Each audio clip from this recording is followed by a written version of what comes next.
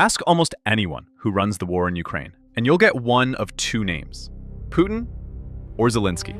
Two men, two flags, two faces on 1,000 magazine covers. It feels obvious. It feels like the whole story. And that is exactly why it's the wrong place to start. Because a war this size is not a chess match between two players. It is closer to a city. Millions of moving parts, thousands of people making decisions every hour, money flowing in from a dozen capitals, weapons arriving from factories on 3 continents, and orders traveling down chains of command so long that, by the time they reach a trench outside Pokrovsk, they barely resemble what was said in the room where they began. So forget the magazine covers for a moment. The real question isn't who started this war, or even who wants it to end. The real question is stranger and far more uncomfortable. When a missile lands, when a front line shifts, when a town changes hands, whose decision was that really? And what if the honest answer is that no single person fully knows? That's the thread we're going to pull on over the next few minutes.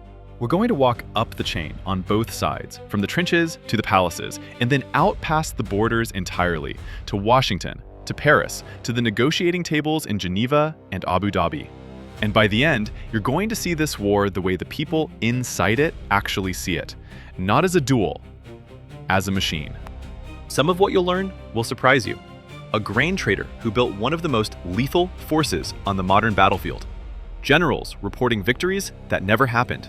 A president who may be looking at a map that lies to him. Keep that last one in mind, because it changes everything. Let's begin where the public eye always lands first, at the very top. Volodymyr Zelensky holds the most photographed job in the war, President of Ukraine, and by the country's constitution, its supreme commander-in-chief. On paper, the buck stops with him. Every major decision, mobilization, the firing of a general, whether to accept a ceasefire, ultimately carries his signature. And yet, anyone who has watched him closely over the past 4 years understands that the word commander hides as much as it reveals. A wartime president doesn't move armies the way a chess player moves pawns. What he actually controls is narrower, and in some ways, heavier. He sets the political ceiling and the political floor. He decides what the country is fighting for, what it will never give up, and what it might, reluctantly, accept. His days are spent not directing battalions, but holding a coalition together. The parliament, the public, the foreign donors whose patience is the real fuel of the war effort. And he reshuffles people, constantly. In the opening weeks of 2026 alone, Zelensky forced out the head of the powerful security service, dismissed the chief of the border guard, and moved Kirilo Budanov, the spy master who had run military intelligence, into the most sensitive seat in the country, the head of the presidential office. These are not the moves of a man micromanaging the front. They are the moves of a man managing power itself, deciding who stands close to him and who is sent away. This is what civilian control of a military looks like in practice, and it is supposed to look like this. In a democracy, the soldiers answer to the elected leader, not the other way around. But it creates a peculiar gap. The man the world treats as the author of every Ukrainian decision is, in truth, the editor, approving, vetoing, signing, while the sentences themselves are written by other hands in other rooms. So if Zelensky is the editor, who writes the war? To answer that, you have to leave the presidential office and go down one level, to a man whose name most people outside Ukraine still don't know, and whose call sign is whispered with both respect and resentment by the soldiers who serve under him. Picture a 4-star general who was born in Russia, trained in Moscow, at the most prestigious military academy the Soviet Union had, whose parents and brother, even now, still live across the border, in the country his army is fighting. That is Alexander Syrsky, and since February 2024, he has been the commander-in-chief of the Armed Forces of Ukraine. His call sign is Snow Leopard, earned in the grinding eastern battles of 2014. He is, by most accounts, the closest thing Ukraine has to a pure operator, a man who rose from platoon commander all the way to the top, who organized the defense of Kyiv in the first terrifying days of the full-scale invasion, and who planned the lightning Kharkiv counteroffensive that became Ukraine's most celebrated victory of the war. On resume alone, few in the army could fill his chair. But Sierski is a divided figure, and it's important to understand why. To his admirers, he is relentless and unsentimental, exactly what a defensive war of attrition demands. To his critics, and there are many, including soldiers who served under him, he fights in a style they call too Soviet, too willing to trade lives for ground.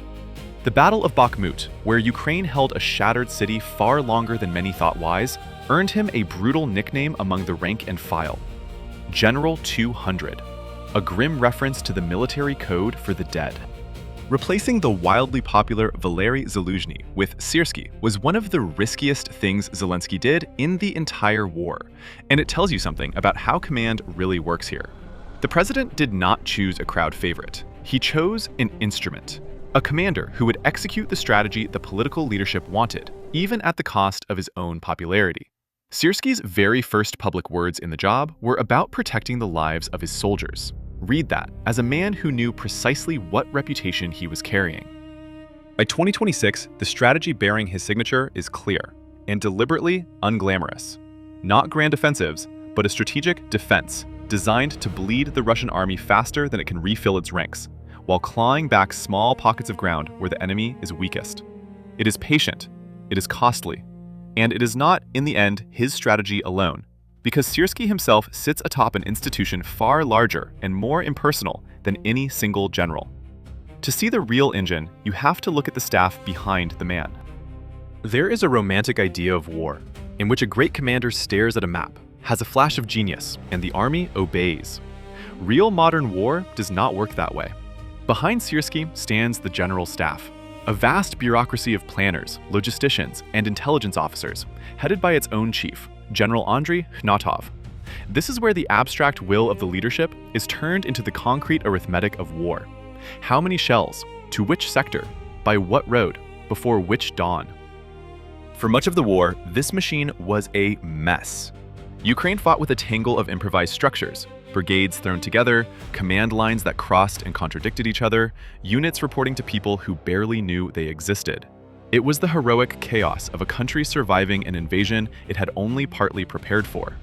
But chaos has a price, and that price is paid in the dark, in the units that ran out of food or ammunition because the system above them lost track of where they were. So in 2025, Ukraine did something quietly enormous. It reorganized the entire army into 18 standardized army corps, each one roughly the size of a large NATO division, each with the same predictable structure. It sounds like paperwork. It is anything but. This is the difference between an army that fights as a swarm of separate fires and one that fights as a single, coordinated body. It is the institutionalization of the war, the moment a desperate improvisation starts becoming a permanent military. And institutions, once built, develop a will of their own. They generate the reports the leadership reads. They decide which problems reach the top, and which are quietly absorbed below. When commanders of one corps were found to have hidden the true state of their starving troops on the Kharkiv front, it was the system itself, the general staff, that exposed and dismissed them. The machine, in other words, polices its own. Sometimes well, sometimes far too late. Here is the uncomfortable insight. The longer a war lasts, the more it is run, not by personalities, but by procedures. By the slow, grinding institution that outlives any single commander. Sierski could be replaced tomorrow, as Zaluzhny was before him, and the 18 Corps would keep grinding forward. But there is one part of this war that no institution fully controls. One place where power has flowed to a man almost nobody would have predicted. And he didn't come from the army at all. Before the war, Robert Bruvdy sold grain. An ethnic Hungarian from the far western city of Uzhhorod, he was a wealthy, well-connected, slightly scandal-shadowed businessman, the kind of man who, when the tanks rolled in February 2022, had every resource he needed to leave. Instead, he volunteered. And in doing so, he stumbled into the single most important military revolution of the entire war. Bruvdy goes by the call sign Magyar, and the small drone unit he founded, Magyar's Birds, grew into one of the deadliest formations on the front. In June 2025, he was handed command of something that did not exist anywhere else on Earth, the Unmanned Systems Forces, an entire branch of a national military dedicated to drones in the air, on the ground, and at sea. Ukraine became the first country in history to create one, and Magyar runs it like the businessman he never stopped being. The numbers are almost hard to believe. The drone forces make up only around 2% of Ukraine's armed forces, and yet, by Kyiv's own accounting, they inflict roughly a third of all Russian casualties. President Zelensky has said that as much as 90% of Russian losses at the front now come from drones. Magyar runs his crews on a gamified points system, the way a tech founder runs a startup. Confirmed strikes earn points. Points buy more drones, and the most lethal teams get the best equipment. He even set a target. Every crew should be killing at least 10 of the enemy a month, and called it Standard 10. Think about what that means for our central question. A former grain trader, leading 2% of the army, now wields a share of battlefield power that rivals entire conventional commands. He directs strikes deep inside Russia. He sets the loss ratios that shape the whole war of attrition. He has become important enough that a Russian court sentenced him to life in prison, in absentia. The map of who matters in this war no longer matches the map of formal rank. And this is the deeper shift. In the old world, power lived with whoever commanded the most men and the heaviest steel. In Ukraine's war, power is migrating toward whoever commands the most effective technology, toward code, toward cheap machines, toward the people who understand them. Which raises a question the generals are still wrestling with. In a war increasingly fought by robots, is the most important weapon even a weapon at all? Or is it the invisible network that makes the robots work? A drone is a beautiful thing to put in a headline, and a useless thing without 3 invisible ingredients: a signal to fly it, a supply chain to build it, and a software backbone to coordinate thousands of them at once. Strip those away, and the most advanced quadcopter on the front is a paperweight with propellers, which is why some of the most consequential people in this war never touch a rifle. Consider Mikhailo Fedorov. For years, he was Ukraine's Minister of Digital Transformation, the man who turned government services into a phone app, and in time, he became its defense minister. He is the embodiment of a war that runs as much on connectivity as on cordite. And in early 2026, he was reportedly the figure who persuaded Elon Musk to switch off the Starlink terminals that Russian troops had been using on the battlefield, handing Ukraine a quiet but enormous communications advantage. One conversation, no artillery fired, and the texture of the war shifted. Hold on to that image, because it tells you where real leverage now lives. The man who can turn a satellite network on or off has, in that instant, more battlefield influence than a division commander. The factory manager who can scale up drone production from hundreds to hundreds of thousands shapes the war's arithmetic more than most colonels. The war is run, in part, by people whose battlefield is a spreadsheet, a server room, a procurement contract. And much of it isn't run by the state at all. Ukraine's war effort leans heavily on a sprawling web of volunteers, civilian NGOs, and private companies who raise money, design new drones in basements, and rush them to the front faster than any defense ministry could. When the government can't scale a proven weapon, it's often a fundraising drive on social media that fills the gap. The line between the military and the society behind it has blurred into something genuinely new. So the honest map of power keeps widening. It started with a president. It ran down through a divisive general and a faceless general staff. It jumped sideways to a grain trader with a drone army. And now it spills out into engineers, ministers, factory floors, and ordinary citizens with crypto wallets. That is one side of the line. But every war is a mirror. And to understand who runs Ukraine's war, you have to cross the front and look hard at how the other side is commanded. Because Russia's machine is built on completely different bones. Now cross the front line. On the Russian side, the chain of command is shorter, harder, and far more concentrated.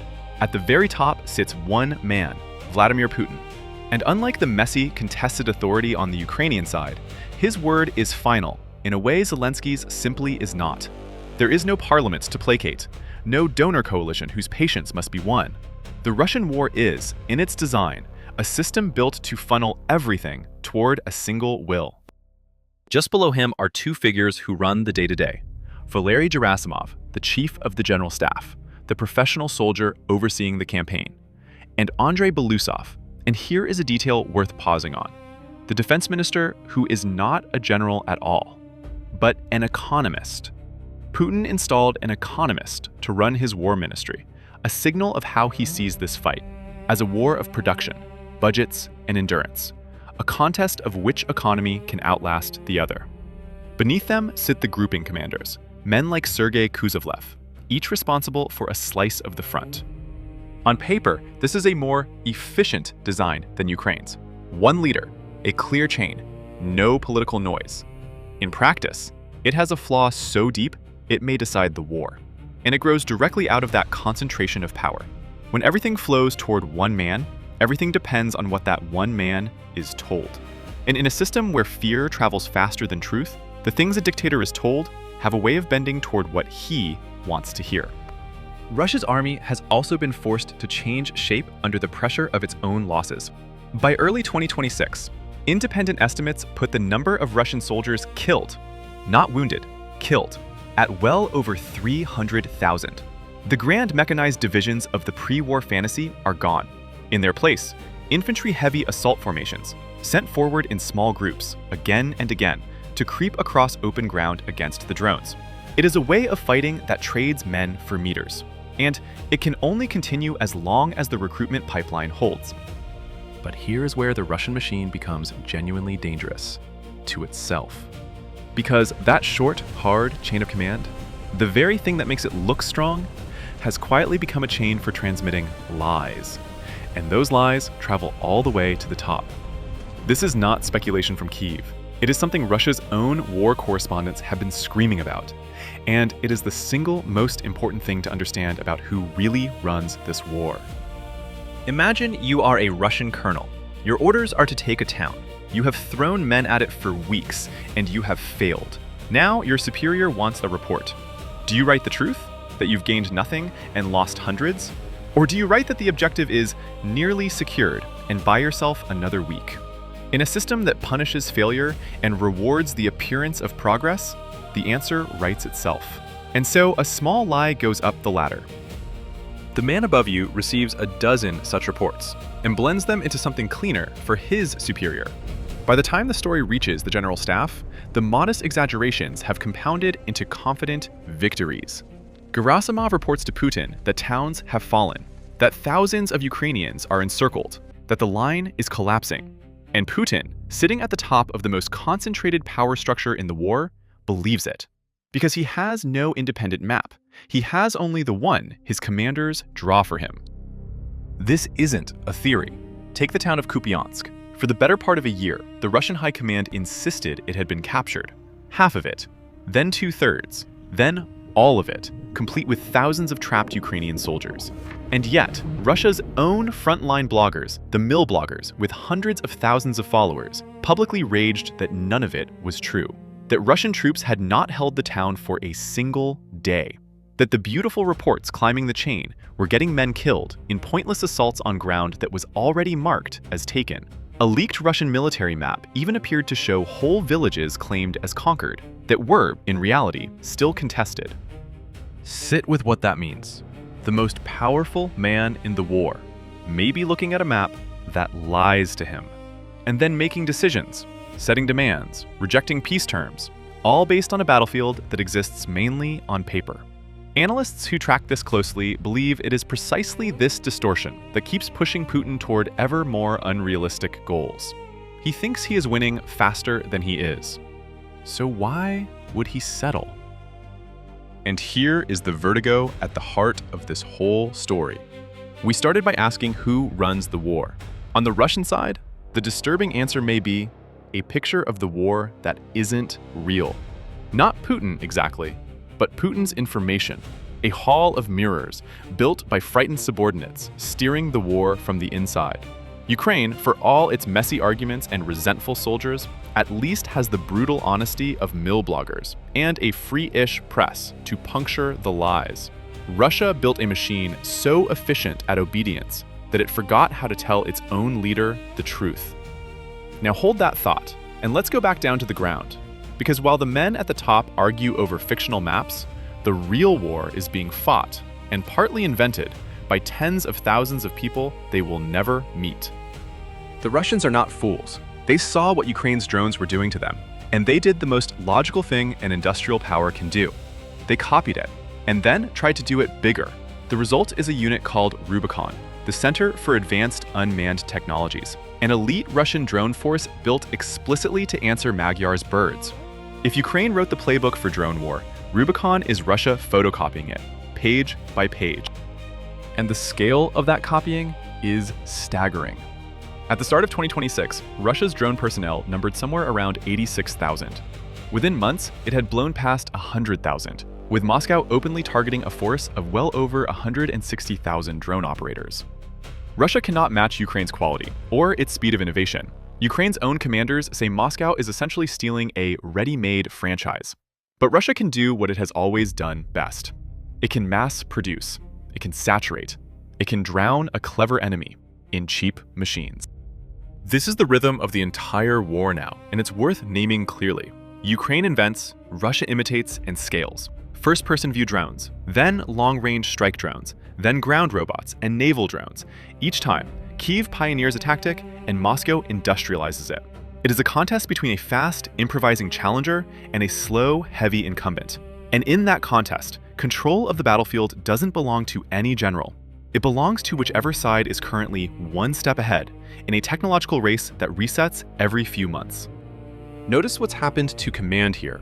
When Russia raised the management of its drone groupings up to the level of a deputy chief of the general staff, Ukraine's own drone commander predicted, almost cheerfully, what would follow. Bigger budgets, more theft along the way, more centralized production, and a denser wall of drones over the front. Regardless, even the enemy's bureaucratic reshuffles became a factor shaping the daily reality of the war. The org chart itself is a weapon, and both sides know it. So who controls the air, a few meters above the trenches, where most men now die? Not Putin, not Zelensky, not even Gerasimov or Syrskyi. It is decided, hour by hour, by a distributed army of operators hunched over screens in dugouts, by the engineers tweaking firmware overnight, by the factories stamping out airframes. The war's most lethal layer is also its most decentralized. And that points us toward the truest, strangest answer of all, that this war is run less by anyone in particular than by almost everyone at once. Here is a thought experiment. Freeze the entire front line at a single instant. In that frozen second, how many people are making a decision that will get someone killed or keep someone alive? A drone pilot choosing a target, a sergeant deciding whether to hold a tree line or fall back, a logistics officer routing a truck around a road that may or may not still be safe, a medic triaging, a gunner adjusting. Thousands upon thousands of micro decisions, none of them made by anyone whose name you would recognize. This is the part of war that the great man theory completely misses. Strategy is set at the top, yes, but strategy is only a frame. Inside that frame, the war is fought as an almost infinite cascade of small, local, human choices. And those choices, in aggregate, determine the outcome far more than any single order from headquarters. A brilliant plan, executed by exhausted, hungry, poorly supplied men, fails. A modest plan, executed by motivated, well-led soldiers, holds. The gap between the order and the result is where the real war lives. And that gap is filled by trust, or the lack of it. Remember those soldiers on the Kharkiv front, left for 8 months in foul conditions with too little food and water, whose own commanders hid the truth. When that broke into the open, it forced the leadership, all the way at the top, to react, to order mandatory rotations, to promise that no unit would be abandoned and forgotten. The men in the trenches, simply by enduring, or refusing to endure, exert a pressure that climbs back up the chain. Command is not a one-way street.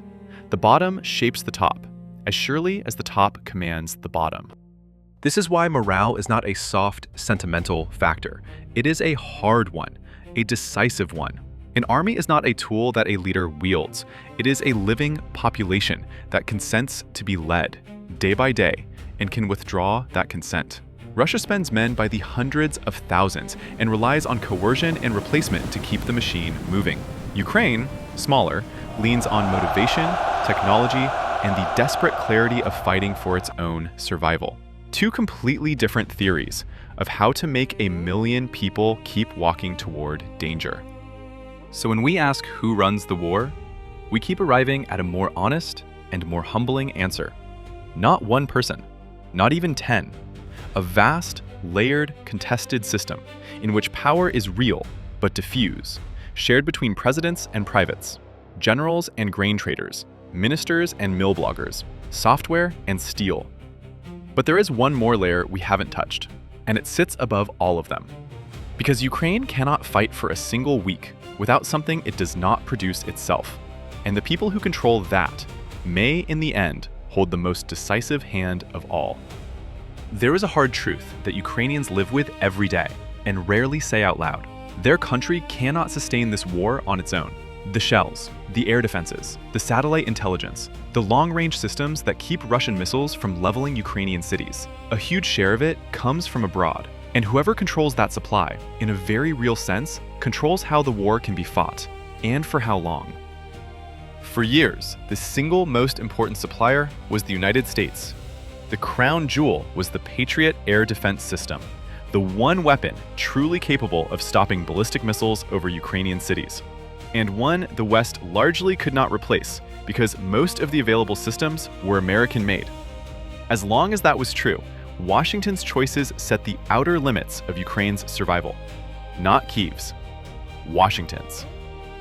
Then the politics shifted. The arrival of a second Trump administration in 2025 brought a deliberate reduction in American support, and with it, something even more corrosive than a smaller budget: unpredictability.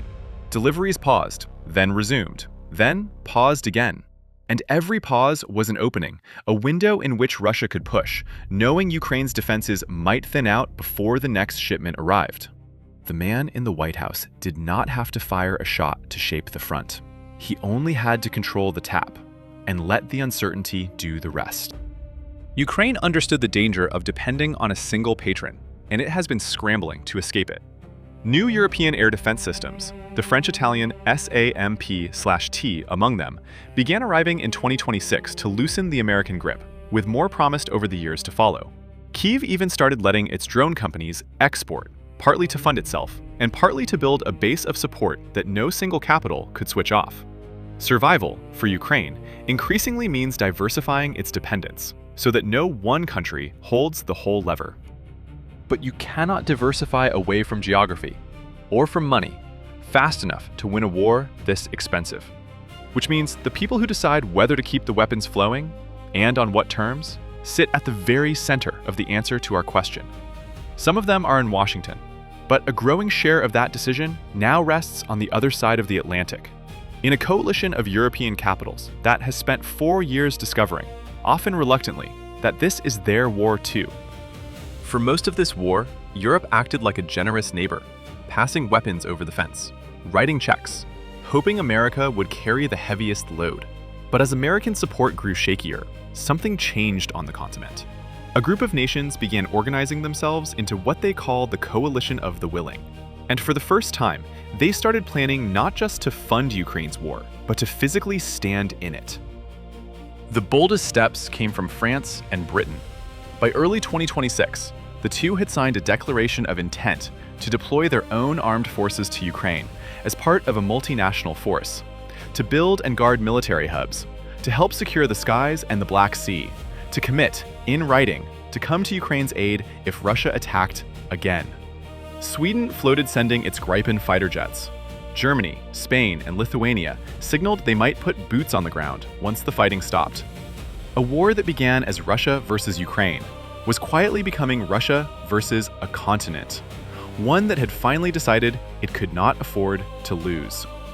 And then there is the money, the most powerful and least dramatic lever of all. Sitting frozen in European accounts are roughly 140 billion euros of Russian state assets seized at the start of the war. Whether to seize that money outright and pour it into Ukraine's defense has become one of the genuinely decisive questions of the conflict. The people debating it are not soldiers. They are finance ministers, central bankers, lawyers. But their decision could shape the battlefield more than any offensive. because it could fund the war for years, or fail to. Here we reach a layer of power that is almost invisible in the daily headlines. The war's pace is set, in part, in committee rooms, in Brussels, in Berlin, in Paris, by officials arguing over budgets and legal risk and how much sovereignty they are willing to stake. They will never appear on a battlefield map. And yet, a hesitation there, a delayed package, a blocked decision, can leave a Ukrainian city undefended on a night when the missiles come. Distance does not equal irrelevance. Often, it is the opposite. But notice the direction all of this is now pointing. France and Britain, planning hubs for after the fighting stops. Coalition members, preparing forces for a post-war Ukraine. Frozen assets, debated as part of a settlement. The most powerful players have already shifted their gaze past the battlefield entirely, toward the table where this war will actually be ended. And at that table sits a small, strange cast of negotiators who may, in the end, decide more than all the generals combined. When a war ends, it rarely ends on the battlefield. It ends in a room.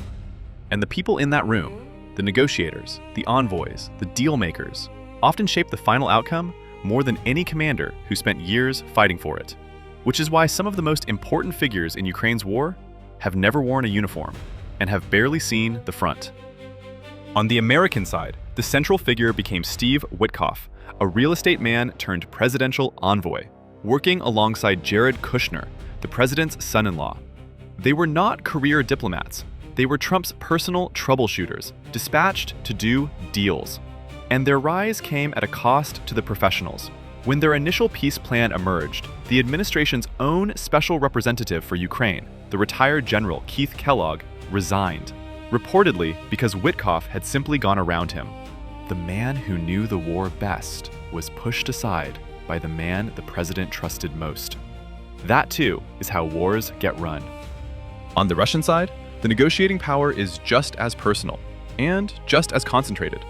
Figures like Kirill Dmitriev, a smooth financier comfortable in Western boardrooms, and Yuri Ushakov, a veteran Kremlin aide, carried Moscow's positions, while Putin sat back and played the oldest game in diplomacy.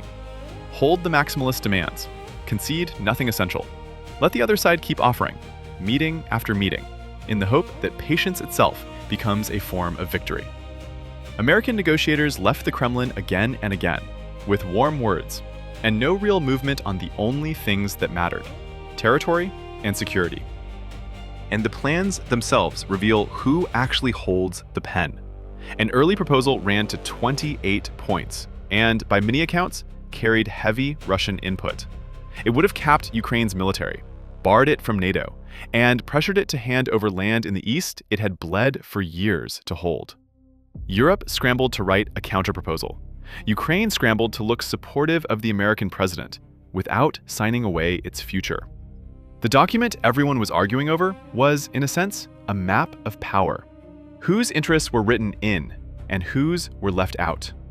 So watch this carefully, because it is the final twist in our question. For 4 years, the war was run by the men with the guns. But as it grinds toward exhaustion, the initiative is sliding toward the men with the pens. The envoys, the financiers, the deal makers whose choices in a quiet room could lock in, on paper, what years of fighting could not settle on the ground. And that hands us the last piece of the puzzle, the strange, cruel relationship between the lines on the battlefield and the lines on the negotiating table. Because they are not the same lines, and the gap between them is where this war will be decided. There are 2 maps of this war, and they do not match. The first is the battlefield map, the real one, where Russia in 2026 was grinding forward at a fraction of its earlier pace, gaining barely 100 square kilometers over months, where, a year before, it had taken more than 15 times as much, while Ukraine clawed back pockets of ground in its own local counterattacks. The second is the negotiating map, the one being drawn in Geneva and Abu Dhabi, where territory is traded, not by capture, but by clause. And those 2 maps tell completely different stories. On the ground, the war was closer to a bloody stalemate, with Russia paying enormous prices for tiny gains. But at the table, Russia kept demanding that Ukraine simply hand over the parts of the Donbass it had never managed to conquer, to cede with a signature what it could not take with an army. A US official summed up the grim logic that shaped the talks. Putin seemed to believe he would get the Donetsk region, one way or the other, by deal or by force. The negotiations began by quietly accepting that he might be right. This is the cruelest gap in the whole war. A line that holds on the battlefield can still be surrendered on paper if the negotiators decide the cost of fighting on is too high. The lawyers even invented language to manage it, phrases like de facto Russian control, which would let Russia occupy land while Ukraine kept the legal right to claim it. Tens of thousands died over towns that might, in the end, be settled with a footnote about what control technically means. The distance between dying for a place and bargaining it away can be a single adverb. And here, both layers of power finally collide. The soldiers and the drone operators shape the battlefield map with their lives. The envoys and the presidents shape the negotiating map with their signatures. Whichever map wins, the one written in blood or the one written in ink, decides what this war was actually for. If the ink map gives away what the blood map held, then, in a sense, the negotiators overruled the soldiers. And if the blood map holds firm enough to break Russia's will, then the soldiers overruled everyone. The war is, in the end, an argument between these two maps. So we've climbed the entire structure now, from the trenches to the general staff, from a grain trader's drone army to an economist running Russia's war ministry, from frozen billions in Brussels to a real estate envoy in the Kremlin, from the lie that climbs the ladder to the maps that refuse to agree. We have all the pieces. It's time, finally, to put them together and to answer, as honestly as we can, the question we started with. So, who actually runs the war in Ukraine? After everything, the most honest answer is the one that satisfies no one. No single person does. Not Putin, who may be steering by a map that lies to him. Not Zelensky, who edits a war written by other hands. Not the generals, who execute strategies set above them and depend on soldiers below them. Not the drone commanders, the ministers, the financiers, or the envoys. Each of them holds a piece, and not one of them holds the whole. What runs this war is a system, a vast, layered, contested machine of human beings and the information that flows between them. And the deepest lesson of everything we've walked through is that the system's most powerful component isn't a person at all. It's the picture each side has of reality. Russia's machine is so good at obedience that it feeds its own leader a fantasy. Ukraine's machine is messier, louder, more honest with itself, and that brutal honesty may be one of its sharpest weapons. In a war this size, what you believe is happening shapes the outcome as much as what is actually happening. And there's a final, unsettling inversion to sit with. We keep asking who runs the war, as if it were a thing that people control. But the longer it lasts, the more it looks the other way around, as if the war has begun to run them. It dictates the politics, drains the economies, consumes the men, swallows the diplomacy, and forces presidents and privates alike to keep feeding it. At some point, a war stops being an instrument of human will and becomes a force with a momentum of its own. And everyone, Putin included, ends up serving the machine they thought they were commanding. That is the real story behind the magazine covers. Not two men in a duel, but millions of people inside a machine none of them fully controls, fighting over two maps that don't agree, steered partly by truths and partly by lies. It's a far harder story than Putin versus Zelensky, but it's the true one. And once you see a war this way, you can never quite go back to the simple version again. If this changed how you see the war, even a little, that's the whole reason this channel exists. So consider subscribing and sharing it with the one person in your life who still thinks it all comes down to two names. I genuinely like to know what you think the honest answer is, so drop a comment below. Not a polite one, a real one. And tell me which layer of this surprised you most. And while you're there, tell me what you want taken apart next. The economics keeping Russia's war machine alive? The secret history of the drones? the inside story of the negotiations. You pick the thread, and we'll pull on it together. Until then, keep questioning the easy answers. They're almost always hiding a far more interesting truth.